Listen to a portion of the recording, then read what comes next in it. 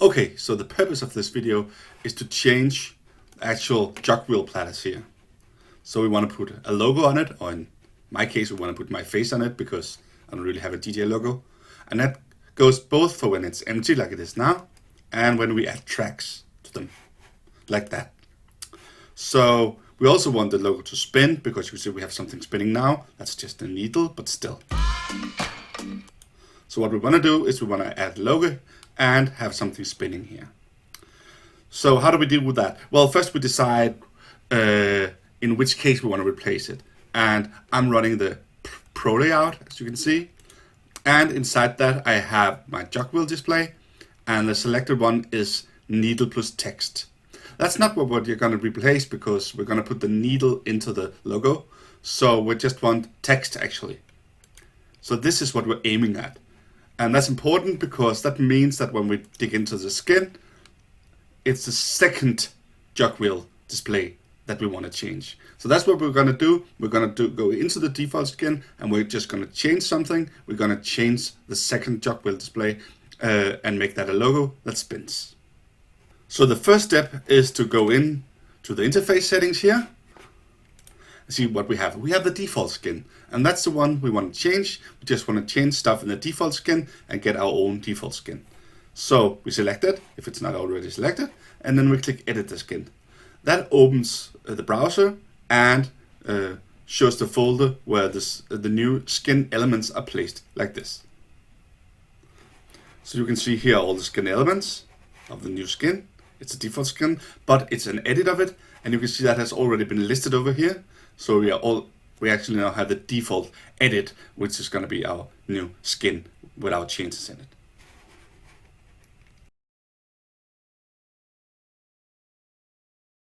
So what do we see in here? Well, we actually see three kinds of elements. We see some screenshots here. Those are just the one that's shown over here, so you can see what the skin looks like before you select it. We don't care about those, we're not going to mess with those. Apart from that, there are two other sorts of elements. There are XML files. Those are the XML that defines how the skin works and how everything's laid out. And then there are the graphics, like this one. Those are graphic files, image files, if you will, and they consist of a combination of all the necessary graphical elements in the skin. So the first step we're going to do is we're going to put the logo, or in this case my face, into the correct PNG, the correct graphics file. And since we're going to work with the Pro skin, it's going to be the GFX Pro PNG. And if you open it, it looks something like this.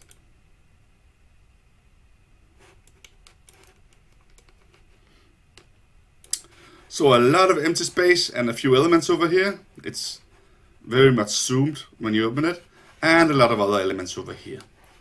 So let's open that in a real graphic editor and start working on it. So the image editing program I use in this video is called GIMP. That stands for GNU Image Manipulation Program, and that's actually a freeware program that everybody can download and use. So the first thing I do is I simply drag and drop the GFX Pro PNG into it, like that. And as I said, it's pretty zoomed, so I'll zoom it out a little bit, like that. And we can see what's in here. Lots of good stuff. And as you can see, this is actually a platter. That's not particularly in use, but it's a nice layout to look at because we can learn something from it. What we can learn is how big we want our own logo to be. And as you can see, that's probably a little bit bigger than we need. So we'll fit our logo into the center of it, or what will appear to be the center of it. So this is 160 maybe. So we'll do our bit about 150 pixels in diameter and see if that works. So I've just used my cell phone to take a selfie of my forehead, basically, my eyes and stuff like that. And that's what I'm going to use for my logo, which is not my logo, just my face, and used as a platter or the jogwheel background.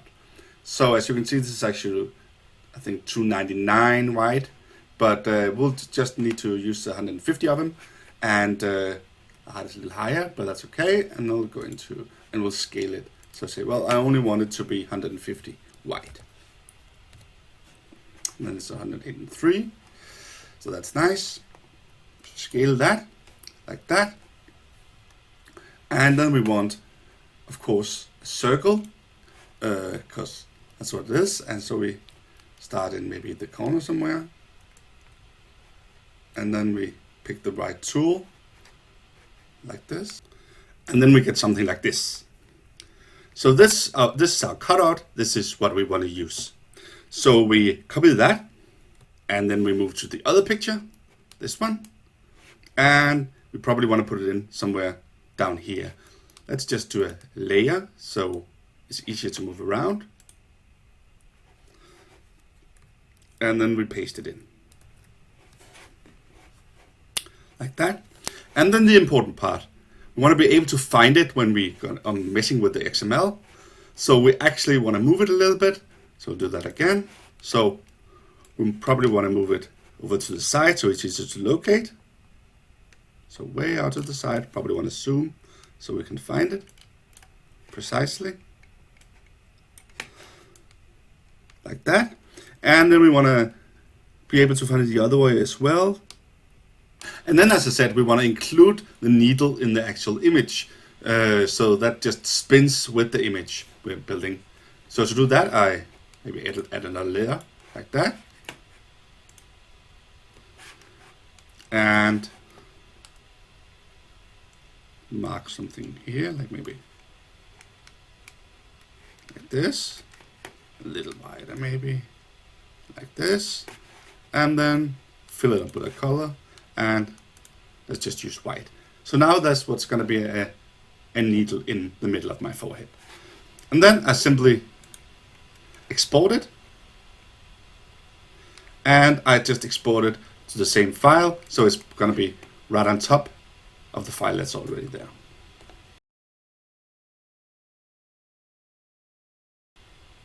And then the next step is to edit the XML. So it actually uses the new part of the graphics file where we have placed the logo. And to do that, we go into the XML file, and in this case the Pro XML file, because it's a Pro layout that we are changing. So I open that in a text editor. I'm using Notepad++, but it could be any text editor, like that. And then a search for jogwheel. Like that. And it finds some colors. And then it actually finds the defining of the jogwheels, because it's actually built into two different sections. There's one in the bottom that defines the actual two jogwheels in the skin, but this define up here defines both of them. So since we want to change both of them, we'll do it up here in this section. And what do we want to change then? Well, as I said, we selected that we want to change the second jogwheel in the skin. So this is the first one. So we scroll down a little bit so we get to the second one, jogwheel B, and that's the one we're going to work with. Okay, so what do we want to keep from the old jogwheel? Well, we don't want any of this graphic stuff, because that's what we're going to replace. So we don't want that. We don't want the auto spinner either, because the spinner is already part of the image. And the inner dome we can't see anymore because we're going to be on top of it. And the center circle we can't see anymore because we're going to be on top of it. So we're going to remove all that, but we're going to keep the jogwheel display. So how do we grab the image from the image file then? Well, we actually need to put in two elements here. They're almost the same, but one of them is off down here and one of them is on down here. So this is what will be used when there's no track loaded, and this is what will be used when a track is loaded. And then there are a couple of adjustments. I'm moving in a little bit compared to where the XY is when we're in the middle of the jogwheel. And I put in a width that says, well, grab 149 here and put it in. And then maybe the important part, remember what we did in the image? We put it all the way to the left, our new logo, my face. And that's X is 0, and when we put it down to a Y, that's 200. So that's why that's here. And then down here at the second one, the one that's on, we also put in a type that's called rotation. That's not, I couldn't find that in the image creation or skin creation manual anymore, but it still works, so that's what we're going to use. And then we have a source on it, and that could be anything. That can be script based. So we're going to say get rotation, because then it gets the number that's currently the degrees that I need to rotate. So that'll make it spin. So this one up here is not spinning. That's when there's no track loaded, and this one down here spins when the track is loaded. So that's basically it. So I save, of course, and that saves directly into our edited skin folder. And then I go back to Virtual DJ so we can see what it looks like in here. And I simply pick the new default edit skin. And you can see that my skin is here and the stuff on top of it like we expected. And if we enter it, go back to the one that's not spinning, and we put it in there, we can see it spins. And if I play the track, it spins. But of course we lost the outer ring because we told it to. That means we've also lost the warning of when the track is finished. So we might want to keep that.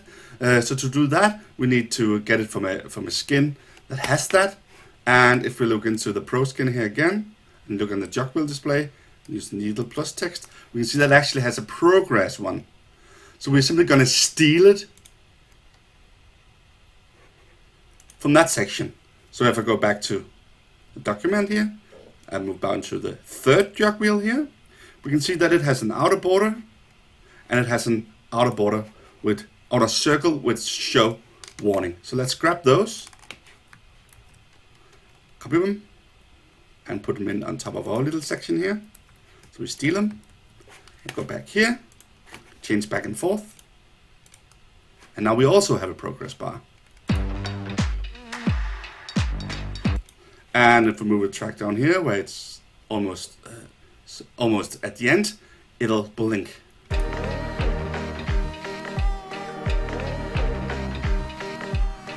Like that.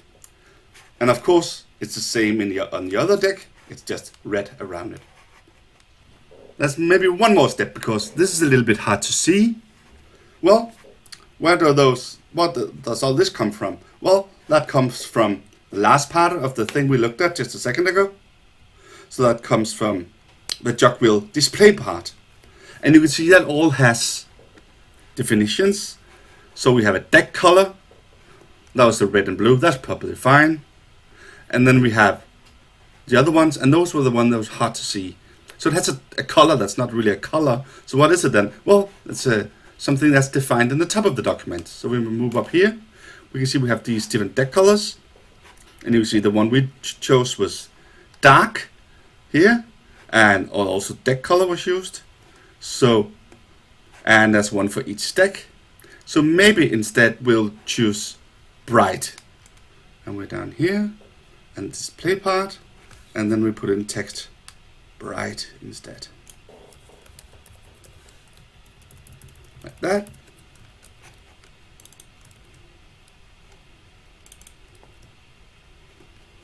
And like that. Save it. Go back here. Go back and forth between the skins. We see now it's actually easier to read. Yes, we can make it kind of red and kind of blue. So what I've done is I've simply copied this twice and put it in other places over here. And then I've put it into different layers and played with the color settings. So made one of them more blue and made one of them more red, like that. So same image, just mingled the colors a little bit. And again, I've made sure that I know where they start. So it's 200 and 200. And if we look over here, it's going to be 400 and still 200 here. So I still know where to get them from. And then we of course have to go back to the XML file and tell it that it now needs to read the graphics differently. So we're back here when we put in the two versions of the jogwheel, one spinning and one non-spinning. So we actually need to tell that to grab from someplace else. And since it's two different places, we can't use the combined definition of the jogwheels anymore. So we need to actually put it down where the jogwheels are separated on the decks, further down in the XML file. So we'll grab that. But since we now can't reference this anymore because this is in the middle of everything, so we can't put it in the middle of everything in the reference, we also need to grab the first part and put down on the separate decks. So we grab that and remove it from here, and then we search for something called area jogwheels, like that. And that's further down in the document here. And you can see again here we references the three jogwheels, now called panels down here. So what do we do here? Well, we still want to keep the panel because the reference still holds all the information that's actually printed on the jogwheel. But first, we need to put in our little thing that defines it, like this. So we both have the visualization of the outer ring and it has the visualization of our new jogwheel. And then of course, because it's now not the left one anymore, but instead the center one, the first one, a new one, a drawing there, we need to say, well, we need to grab it from 200 pixels out, like that. So we basically need to do the same for the second deck. So we do the same search, and we can see we now find area deck B. So we do the same thing. We locate the jogwheel B. We need to put it in front of the panel here. And now it needs to take it from the last place in the file. So that's 400 pixels out and 200 pixels in. So let's see what that looks like. And again, I just pick the default skin and back to the edited skin. And now it uses the two separate ones. So this one's spinning in blue. And this one is spinning in red.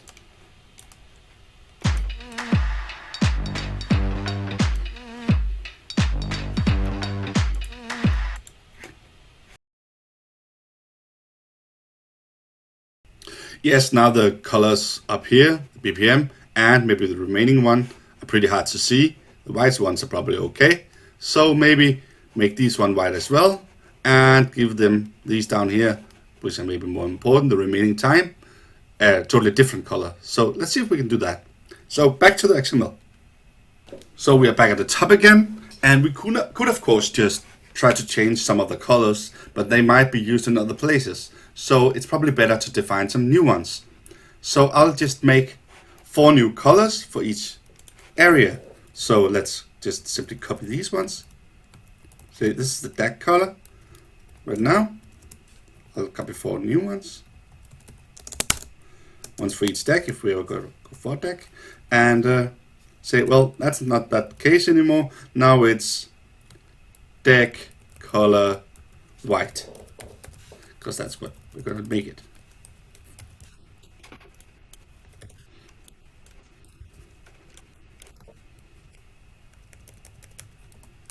And the RGB color for white is full on all 6. So that's white. And then we probably want to do deck color, I don't know, let's try maybe purple. That probably shines too a little bit.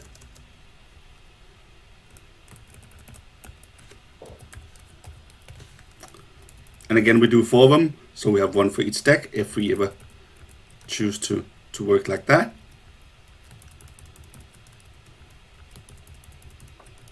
Purple, and the color code for purple is is red and blue, so RGB, so we don't want any green. So I'll remove the greens. Like that. And then we of course need to tell the actual jogwheel displays that we want to use the new color definitions. So please place text deck with deck color white in here, and we replace the text off, which is the one the remaining time, to text $purple, like that. Save it, and we see that I made a change over here by going back and forth. And it has.